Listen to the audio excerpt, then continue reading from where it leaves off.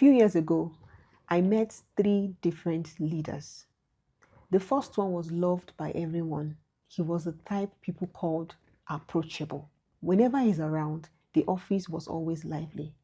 Everyone loved him. But there was a problem. Deadlines were constantly missed. People often came late to work.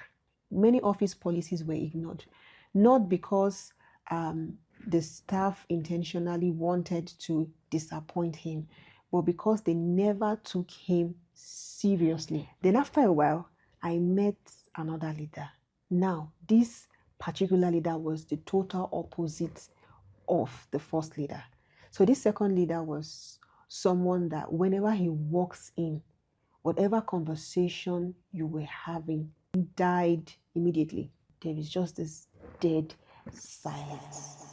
Everyone around him were always walking as though they were walking on eggshells. People sit upright, doing their job diligently, until I noticed something.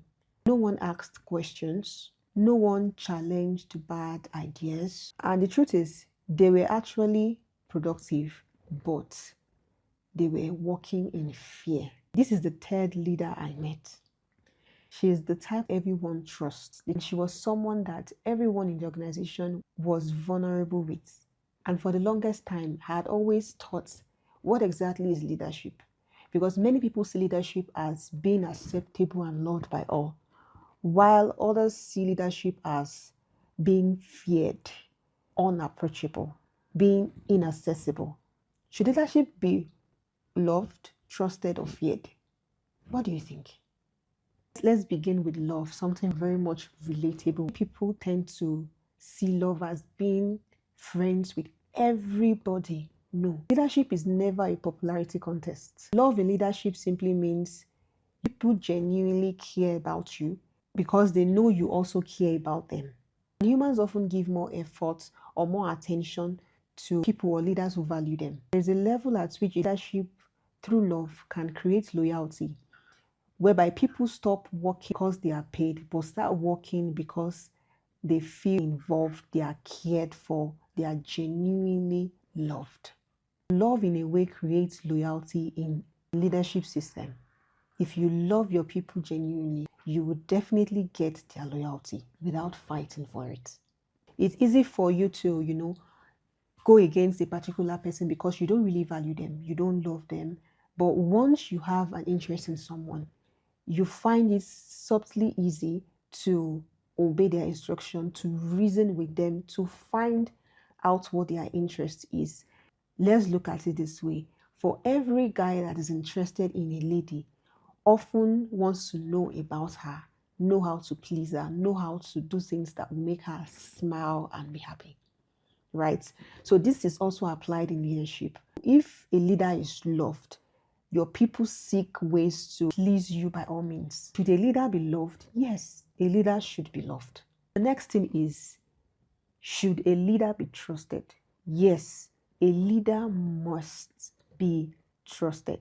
Love is not enough. No matter how much you love someone, if they don't trust you, then there's a gap that needs to be filled. Trust is one thing that gives a leader credibility. Once a leader words matches their action, it is very easy for people to trust them. If you constantly change your standards, if you constantly make promises that you don't fulfill, if your decisions are unpredictable, they will only follow you because of your position. True trust is built through consistency. So if you are consistent enough, it's easy for your people to trust you. A trusted leader truly creates something called psychological safety. If you're a leader that is not trusted, every instruction you give will propel a form of suspicion. They might not say it out loud to your face, but deep down, they are questioning the instruction you're giving. And to build trust, you must be consistent with your character. And thirdly, should a leader be feared? This is where many people get it wrong. Many people think being a leader is being a tyrant. They are two different things. You can be feared and not be a tyrant. Yeah. People think the way I can show that I'm a good leader or whatever it is I say stands is by creating fear in the heart of people, being hostile, being harsh. That is not leadership. In fact, that is insecurity in disguise. Yes, a leader should be feared. I do not mean fear produced by shouting, humiliating people, threatening them. If you think that is the meaning of a leader being feared, that means you're also battling with insecurity issues, because this is simply insecurity wearing authority. People should know that there are standards that are non-negotiable. Integrity matters. Punctuality matters. Disrespect has a consequence. Poor performance has a consequence. And policies, regardless of who is involved, are enforced fairly. A healthy organization should never make people be afraid of their leader. Instead, it should make them afraid of violating the policies and values of the organization. So there is a difference. So let's bring it all together. Should a leader be loved, trusted, or feared? Think of leadership like a three-legged stool. Love, trust, and fear are the legs of leadership. Let's imagine we remove one of the legs, love. You would notice that the stool is no longer balanced. The organization becomes occasionally disconnected. Take away this leg, trust. The organization becomes unstable. Now, take away healthy fear. Emphasis on healthy. The organization is going to lack discipline. And one thing great leaders do is they know when to encourage, they know when to enforce standards, to be firm, and they know when to reassure. And this is maturity. Back to the question, should a leader be loved, trusted, or feared? A leader should be these three in one.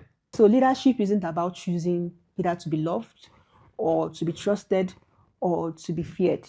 It's about finding how to balance these three. The strongest leaders I've seen so far have these three qualities. They are loved, they are trusted, and they are feared. That's just it. The right question should not be, should a leader be loved, trusted, or feared? The right question actually should be, how do a leader balance these three?